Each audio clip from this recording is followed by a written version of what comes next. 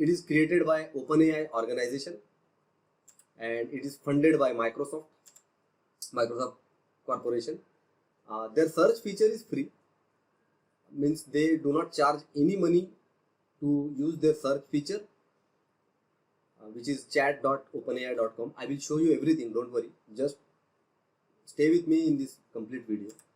And APIs are not free, needs credit or purchases. That means if you want to integrate this their response chatbot in your code base, in your programming or even organization related any use cases, then you need to hit to APIs, and those APIs are not free. I have explained everything in the upcoming videos also. So charges are based on tokens. So you need to understand what are tokens. So I have explained in forthcoming videos also what are tokens.